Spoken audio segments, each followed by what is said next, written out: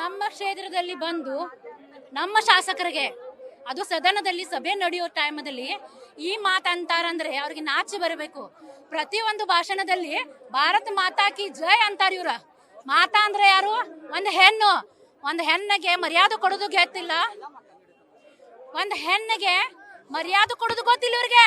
ಮತ್ತೆ ಭಾರತ ಮಾತಾ ಕಿ ಜೈ ಅಂತ ಘೋಷಣೆ ಆಗ್ತಾರು. ಅವ್ರ ಒಬ್ರ ಮಹಿಳೆಗೆ ಅಲ್ಲ, ಇಡೀ ಹೆಣ್ಣು ಕುಲಕ್ಕೆ ಅವಮಾನ ಮಾಡಿದ್ದಾರೆ. ಇದು ಹೋರಾಟ ಇಲ್ಲೇ ನಿಲ್ಲೋದಿಲ್ಲ. ಯಾವತ್ತು ಮಟ್ಟ ಅವ್ರ ಕುಳಿಚಿದಿಂದ ತೆಳಗೆ ಇಳೋದಿಲ್ಲ. ಅವ್ರ ಬಿಜೆಪಿ ಅವ್ರ ಖರೇಗೂ ಅವ್ರಿಗೆ ಹೆಣ್ಣಿನ ಬಗ್ಗೆ ಸ್ವಲ್ಪ ಕಾಳಜಿ ಗೌರವ ಇದ್ರೆ ಅವ್ರ ಪಕ್ಷದಿಂದನೂ ಬಹಿಷ್ಕಾರ ಮಾಡಬೇಕು ಅಂತ ವಿನಂತಿ ಮಾಡ್ತೇವಿ. ವಿನಂತಿ ಅಲ್ಲ, ಇದು ಹೋರಾಟ.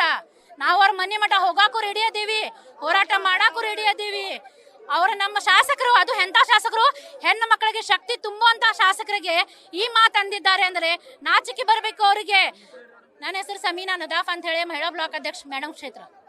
ಎಜುಕೇಟೆಡ್ ಆಗಿ ಒಂದು MLA ಸ್ಥಾನದಲ್ಲಿ ಇವತ್ತು ಸ್ನಾನ ಪಡ್ಕೊಂಡಿರ ಅಂದ್ರೆ ಅದು ಒಂದು ಮಹಿಳೆ ಆಗಲಿ ಒಂದು ಪುರುಷ ಆಗಲಿ ನಿಮ್ಗೆ ಓಟ್ ಆದಾಗ ನೀವು ಮುಂದೆ ಬಂದಿದ್ರಿ.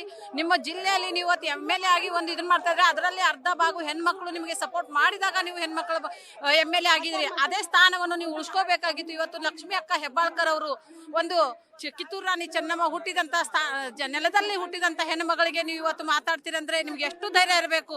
ಮತ್ತು ನೀವು ಅವಾಚ್ಯ ಶಬ್ದಗಳನ್ನ, ಅದು ಒಂದು ಸದನ ಅಂದ್ರೆ ಒಂದು ದೇವಸ್ಥಾನ, ಆ ದೇವಸ್ಥಾನದಲ್ಲಿ ನೀವು ಪದ ಬಳಕೆಯನ್ನ ಯೂಸ್ ಮಾಡ್ತಿರಲ್ಲ, ಇದು ನಿಮ್ಗೆ ಸರಿ ಅನ್ಸತ್ತಾ?